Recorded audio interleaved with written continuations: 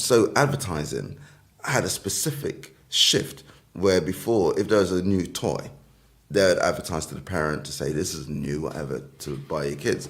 And then they clocked and they thought, you know what? If you can advertise it to the kids and get them, because they're with the parent 24/7, and if they then come in, I want this, so they designed advert so it taps into the kid, and the kid then spends, daddy, can I, daddy. Yeah, but that's what I'm saying, cause you can daddy all you want. Listen, no! You know what I mean?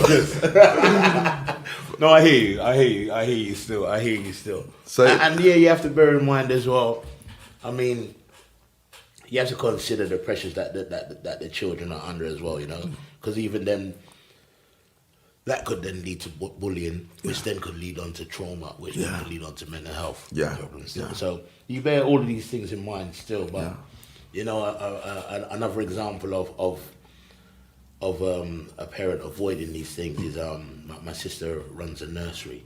Another one of my sisters runs a nursery, and they got children. I think Chris might even be like this actually.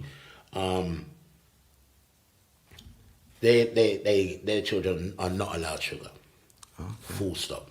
Yeah, from the day they was born, they haven't been giving them sugar, you know, because sugar's a drug. Yeah. I'm addicted to sugar, like terribly. You know what I mean? It's a problem. I used to be. Yeah. I used to be. Man. It's a problem, man. And like sometimes I'm going off a bit. Sometimes I get myself off it, or I'm taking less. Right. Yeah. But it only takes. Sometimes it could be even an emotional thing, you know. And I turn back to sugar again, you know, like comfort eating and stuff like that. You know what I mean? So it is a drug. So yeah, they do trickle it at you and stuff like that. But anyway, that's what I was saying.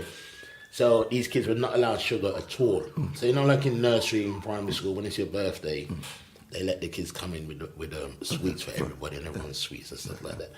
So it was this little girl's birthday, and she's coming to nursery with carrots.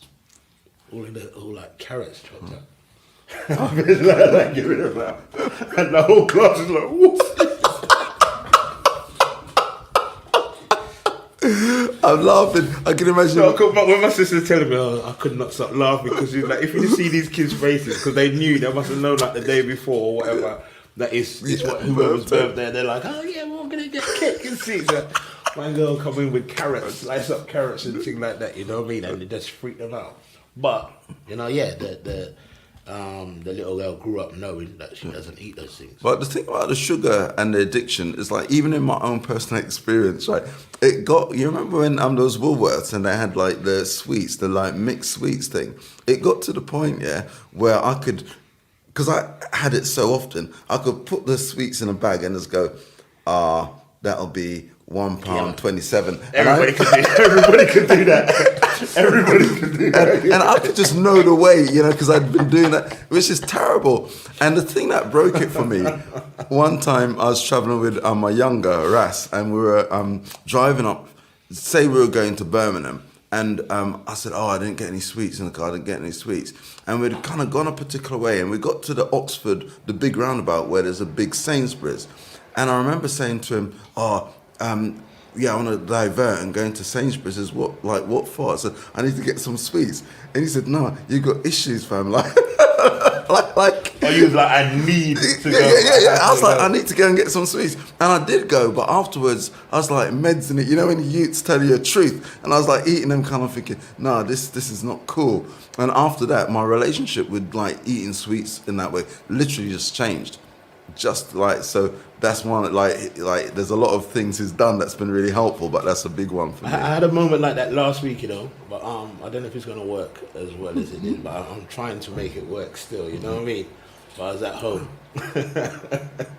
and Eli, my youngest, has come in, and he's just like, what, you've eaten that whole box of matchmakers, yeah? I was like, and I turned around and I looked at the empty packet, I was like, yeah, I have, you know.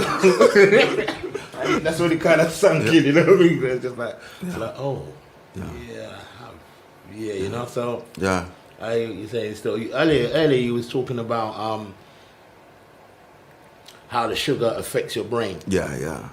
When we talking about mental health. Yeah, tell me a bit more about what you're saying. Yeah, because the thing about sugar is that it goes into the bloodstream so quickly, and then it kind of acts as a stimulant. then of course what you get is the reverse. So it's like you kind of get a high and then you get a dip. And then when you get that dip, it's like it creates this craving, so that you end up with this kind of up and down cycle. And then that's kind of the basis for the addiction, is that when you get the low, as a consequence, it feels like a wider gap. Because you've gone so high that like the distance between that high and then the low. So if you're just on a level and you kind of felt a bit flat, you just kind of feel a bit flat. But where you're feeling like energized and really happy, and then you drop below like your baseline, then it feels worse. So you kind of, I need to pick myself up. So even unconsciously, you've now created this relationship with, actually the thing that is going to pick me up really quickly is going to be carbs, it's going to be sugar. So you just kind of automatically do it, even without thinking about it. And you end up with this kind of cycle. Then it becomes a pattern where, like all addictions, you just kind of can't do without it. Of course, yeah.